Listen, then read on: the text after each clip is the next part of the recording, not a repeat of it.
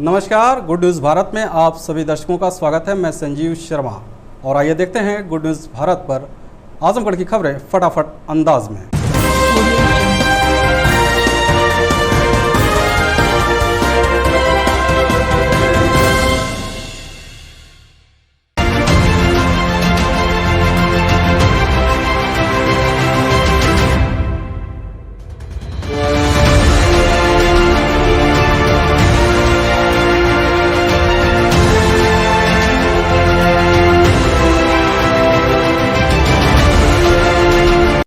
आजमगढ़ जिले में 5 दिसंबर को आई जांच रिपोर्ट में 12 नए कोरोना पॉजिटिव मरीज मिले हैं। CMO doctor A K. मिश्रा ने इसकी पुष्टि की। मुख्य चिकित्साधिकारी डॉक्टर ए.के. मिश्रा ने बताया कि पूर्व में प्रेषित सैंपल में से 12 व्यक्तियों की जांच रिपोर्ट पॉजिटिव प्राप्त हुई है, जिसमें एंटीजन किट के 8, RT-PCR के 4 केस हैं। मुख्य चिकित्साधिकारी डॉक्टर ए.के. मिश्रा ने बताया कि जिले में अब तक कुल 5,704 कोरोना पॉजिटिव मरीज पाए गए हैं। वर्तमान समय में 142 सक्रिय मरीज हैं। 5,469 मरीज स्वस्थ होकर डिस्चार्ज किए जा चुके हैं, तो वहीं 93 मरीजों की मौत हो चुकी है। आजमगढ़ जनपद न्यायाधीश ने हत्या के मामले में पति पत्नी को आजीवन कारावास के साथ 60,000 रुपये अर्थदंड की सजा सुनाई। बता दें कि बिलरियागंज थाना क्षेत्र के नसीरपुर गांव निवासी आजम का पुत्र मुदस्सिर जामितुल फलाह स्कूल में हाफिजा की पढ़ाई कर रहा था।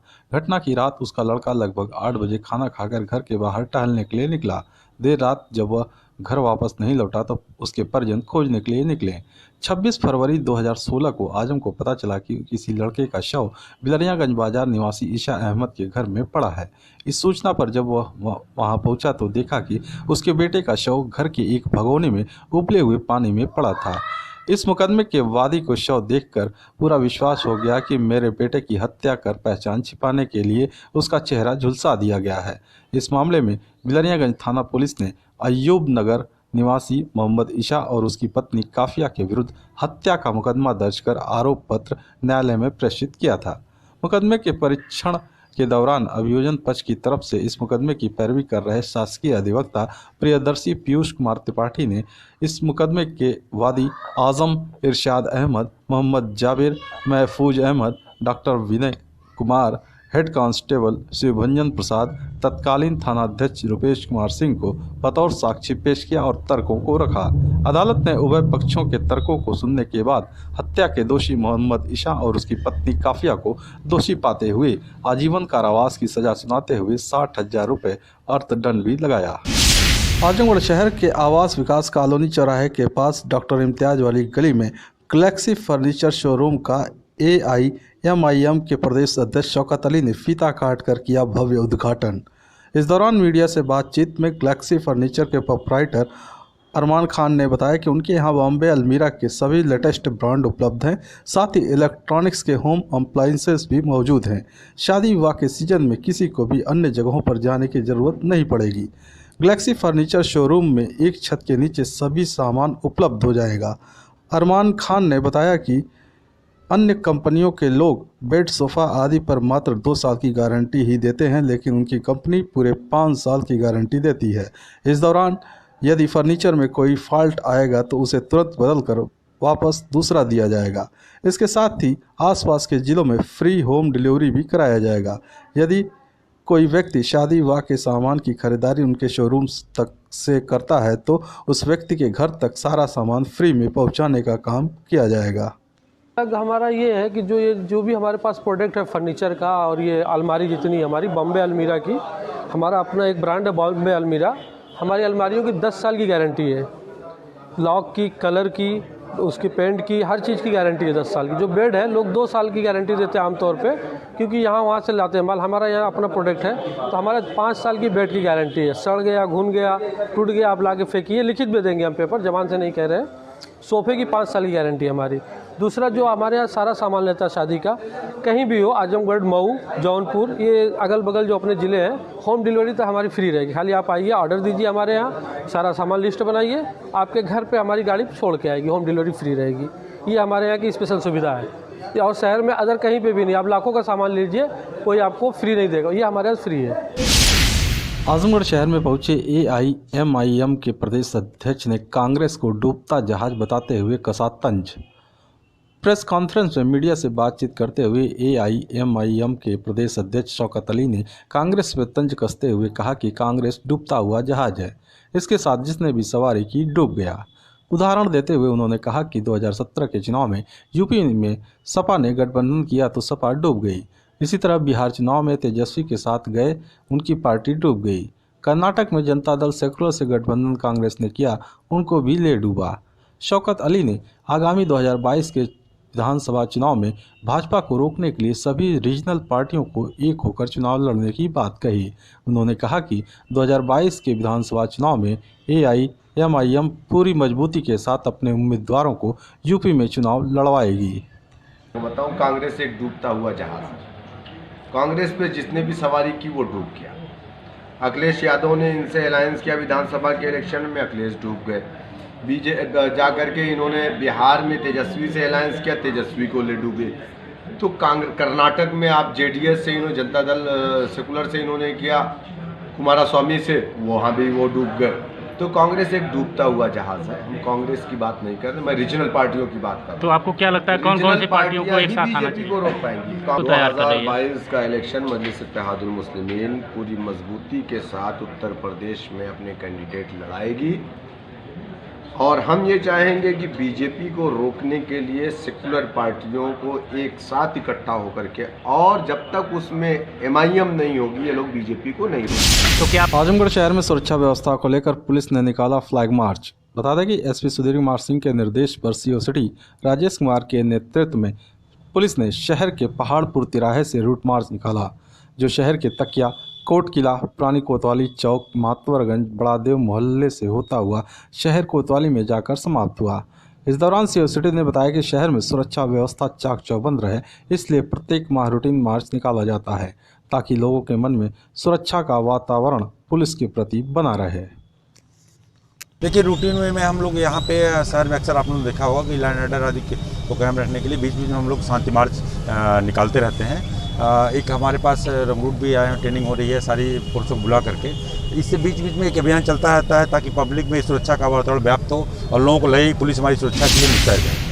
खरिहानी गांव के लाल बिहारी यादव के शिक्षक एमएलसी बनने पर गांव में खुशी का माहौल। एमएलसी वाराणसी खंड शिक्षक कोटे की सीट पर सपा के लाल बिहारी यादव विजयी हुए हैं, जो खरिहानी गांव के निवासी हैं। परिणाम घोषित होने के बाद शहर से लेकर उनके पैतृक गांव तरवा के खरिहानी तक खुशी का माहौल देखा जा रहा है। गाँव के बेटे का शिक्षक विधायक चुने जाने पर ग्रामीणों में खुशी देखते बन रही है। लोगों ने लाल बिहारी यादव के बड़े भाई मूलचंद यादव एवं छोटे भाई हरिश्चंद यादव को मिठाई खिलाकर अपनी खुशी का इजहार किया। उनकी पत्नी विद्या देवी ने भगवान शंकर के मंदिर में पूजन अर्चन किया। उनके साथ अन्य महिलाओं ने भी विजयी होने की खुशी में प्रसन्नता का इजहार किया। स्वर्गीय मीता यादव और स्वर्गीय सोनिया यादव के पुत्र लाल बिहारी यादव 6 भाई और 5 बहनों में 5वें नंबर पर हैं। उनके 2 पुत्र एवं 2 पुत्रियां हैं। स्थानीय सपा नेताओं ने भी उनके एमएलसी बनने पर खुशी का इजहार करते हुए उनके उज्जवल भविष्य की कामना की है। आजमगढ़ डीएम राजेश कुमार ने जिले में एक नए कंटेनमेंट जोन बनाए जाने की घोषणा की। जिलाधिकारी ने बताया कि कंटेनमेंट जोन के निर्धारण के संबंध में दी गई व्यवस्था के अनुसार जनपद के राजस्व ग्राम पहलवानपुर तहसील सगड़ी का संपूर्ण क्षेत्र कंटेनमेंट जोन होगा। इस क्षेत्र में कंटेनमेंट जोन प्रोटोकॉल का 100% अनुपालन सुनिश्चित किया जाएगा, जिसमें कॉन्टैक्ट ट्रेसिंग, चिकित्सा अधिकारी द्वारा किए गए रिस्क निर्धारण के आधार पर व्यक्तियों को होम या इंस्टीट्यूशनल क्वारंटाइन किया जाना है। खबरों में समय है एक ब्रेक का। आप देखते रहिए गुड न्यूज भारत।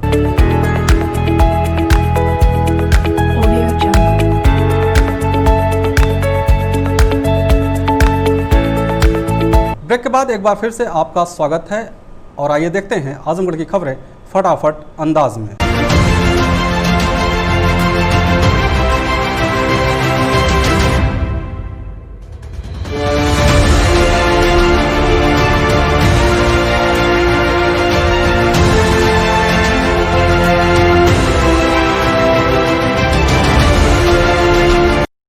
आजमगढ़ जिले के खुरासो गांव निवासी पीड़ित ने दबंग पट्टीदारों पर मारपीट करने का लगाया आरोप। एसपी को सौंपा शिकायती प्रार्थना पत्र।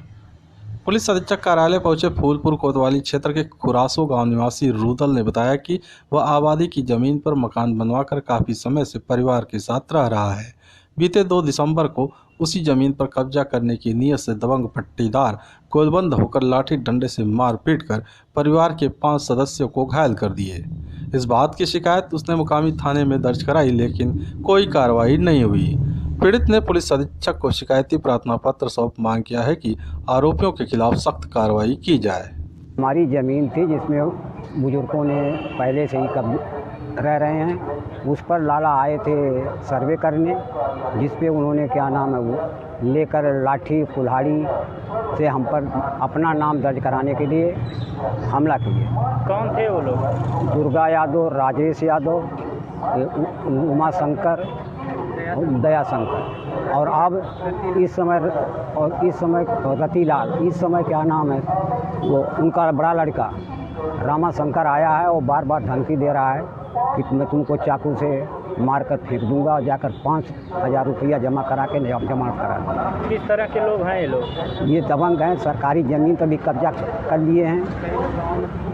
कई लोग पूरे गांव में जाकर पूछ लीजिए, सब सरकारी ज़मीन पर भी नवीन पट्टी पर भी कब्जा कर रहे हैं। दिल्ली में किसानों के धरने का समर्थन करते हुए आजमगढ़ में खेत मजदूर यूनियन ने कलेक्टर पर किया प्रदर्शन, सौंपा ज्ञापन।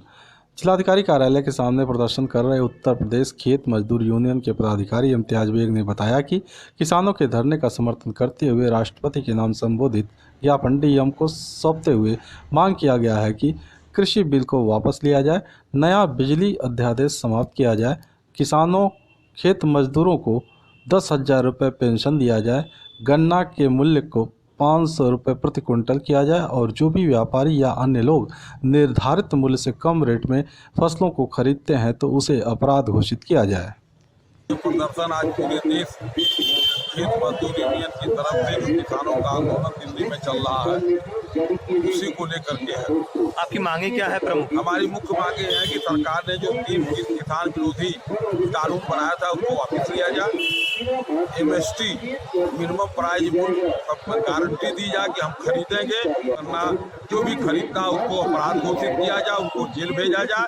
किसानों को खेत मजदूरों को 10,000 बुढ़ापे की पेंशन दी जाए। तत्काल दिल्ली में जो आंदोलन हो रहा है उसको वापस लिया जाए, वरना 8 तारीख को पूरे देश के किसान, खेत मजदूर, कर्मचारी ये सब मिल करके देश को बंद का नारा देंगे, बंद करेंगे और सरकार इसकी जिम्मेदार होगी। हम आजमगढ़ जिले के सराय पलटू गांव में लाठी डंडे से पीटकर युवक की हत्या, 3 के खिलाफ दर्ज किया गया केस। पुलिस ने शव को पोस्टमार्टम के लिए भेजा। एसपी सिटी पंकज कुमार पांडे ने बताया कि गंभीरपुर थाना क्षेत्र के सराय पलटू गांव में 2 परिवारों के बीच शौचालय प्रयोग करने को लेकर आपस में मारपीट हो गया था, जिसमें गांव निवासी महेश, उसकी पत्नी रजावती व पुत्र शुभम ने लाठी डंडे से पीटकर अमरनाथ को घायल कर दिया। उसे गंभीर हालत में अस्पताल लाया जा रहा था कि रास्ते में अमरनाथ ने दम तोड़ दिया। मौत की सूचना मिलते ही परिवार में कोहराम मच गया। एसपी सिटी ने बताया कि इस मामले में 3 लोगों के खिलाफ केस दर्ज कर पुलिस आरोपियों की तलाश में जुटी है। मृतक के शव को कब्जे में लेकर पोस्टमार्टम के लिए भेज दिया गया है। ये थाना गंभीरपुर के सराय पलटू गाँव में आपस में परिवार का ही विवाद था। भाइयों में शौचालय के प्रयोग को लेकर झगड़ा था, जिसके झगड़े में महेश, उसकी पत्नी रजावती और उसके पुत्र शुभम द्वारा एवं उसके भतीजे अमरनाथ के बीच में मारपीट हुई, जिसमें अमरनाथ की चोट लगी और घायल हो गया। वो अस्पताल ले जाते समय उसकी मृत्यु हो गई। इस संबंध में तीनों के विरुद्ध जो है अभियोग पंजीकृत करके थाना गंभीरपुर पुलिस द्वारा कार्रवाई।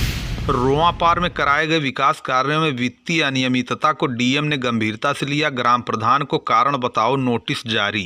तरवा विकास खंड की ग्राम पंचायत रोआपार में कराए गए विकास कार्यों में वित्तीय अनियमितता को डीएम राजेश कुमार ने गंभीरता से लिया है। जांच में पुष्टि होने पर ग्राम प्रधान जोहरा बेगम को कारण बताओ नोटिस जारी किया गया है। हाई कोर्ट के आदेश पर बचाव में पुनः स्पष्टीकरण पत्र प्राप्ति के 1 सप्ताह के अंदर जिला पंचायत राज अधिकारी कार्यालय में उपलब्ध कराना होगा। यदि निर्धारित समय में कोई अलग से पक्ष प्रस्तुत नहीं किया गया तो नया आदेश पारित कर दिया जाएगा। ग्राम पंचायत रोआपार निवासी फिरतू पुत्र राममूरत यादव आदि ने विकास कार्यों में अनियमितता की शिकायत डीएम से की थी। प्रकरण को गंभीरता से लेते हुए तत्कालीन डीपीआरओ को जांच अधिकारी नामित किया गया था। तकनीकी कार्यों के सहयोग के लिए अवर अभियंता ग्रामीण अभियंत्रण विभाग ब्लॉक पलना को जांच के लिए निर्देशित किया गया था। शिकायतकर्ता के जांच से संतुष्ट होने के बाद ग्राम प्रधान को कारण बताओ नोटिस जारी किया गया था। संतोषजनक स्पष्टीकरण न पाए जाने पर ग्राम प्रधान के वित्तीय व प्रशासनिक कार्यों के संपादन पर रोक लगा दी गई थी। ग्राम प्रधान के दायित्वों का निर्वहन करने के लिए 3 सदस्यीय टीम गठित की गई। उसके बाद अंतिम जांच के लिए परियोजना निदेशक जिला ग्राम्य विकास अभिकरण और उनके तकनीकी सहयोग में सहायक अभियंता जिला ग्राम्य विकास अभिकरण को जांच अधिकारी नामित किया गया। इसके बाद हाई कोर्ट में याचिका दाखिल की गई। कोर्ट के आदेश के अनुपालन में जारी आदेश को अग्रिम आदेश तक स्थगित कर दिया गया। पूर्व की भांति प्रधान ग्राम पंचायत के कार्यों के लिए आदेश कर दिया गया है। प्रारंभिक जांच में एकत्र साक्ष्यों के बचाव पक्ष में सुनवाई का अवसर प्रदान करते हुए कोर्ट ने पुनः नवीन आदेश पारित करने का निर्देश दिया है। कोरोना की रफ्तार हुई धीमी। सीएचसी लालगंज के चिकित्सकों ने 100 में 65 लोगों की एंटीजन किट से की जांच, सभी रिपोर्ट नेगेटिव। लालगंज क्षेत्र में संक्रमित मरीज अब लोगों की जागरूकता तथा सतर्कता से काफी कम हो गए हैं। CHC incharge doctor Manoj Kumar ने बताया कि शुक्रवार को कुल 100 लोगों की कोविड-19 की जाँच की गई, जिसमें 65 लोगों की एंटीजन किट से जाँच हुई। इसमें सभी 65 लोगों की रिपोर्ट नेगेटिव प्राप्त हुई। शेष 24 लोगों का टेस्ट RT-PCR द्वारा किया गया, जिनकी रिपोर्ट शीघ्र ही प्राप्त हो जाएगी। इसके साथ ही 11 लोगों की कॉन्ट्रैक्ट ट्रेसिंग सैंपलिंग की गई। CHC incharge doctor Manoj Kumar ने कहा कि लालगंज क्षेत्र में कोरोना पॉजिटिव मरीजों में निरंतर कमी के बीच भी लोगों को सतर्क तथा जागरूक रहने की आवश्यकता है, क्योंकि जरा सी चूक भारी पड़ सकती है। अतः सभी को पूरी तरह सजग रहते हुए सरकार द्वारा लागू किए गए नियमों का पूरी तरह पालन करना है, ताकि इस वैश्विक महामारी पर पूरी तरह काबू पाया जा सके। आजमगढ़ जिले के बिंदवल बाजार में बाइक सवार बदमाशों ने पत्रकार के भाई को मारी गोली, हालत गंभीर, जिला अस्पताल से हायर सेंटर रेफर। बता दें कि बिलरियागंज थाना क्षेत्र के बिंदवल जयराजपुर गांव निवासी 54 वर्षीय सभी आलम नोमानी पर अपाचे बाइक से आए 2 हमलावरों ने घर के सामने ही फायरिंग कर दी। घटना को अंजाम देकर हमलावर मौके से फरार हो गए। अचानक हमले के बाद जब तक परिजन समझ पाते तब तक वह लहूलुहान होकर गिर पड़े। आनंद फानम ने स्थानीय लोगों की मदद से परिजन घायल को जिला चिकित्सालय लेकर पहुंचे, जहां हालत गंभीर देख डॉक्टरों ने हायर सेंटर के लिए रेफर कर दिया।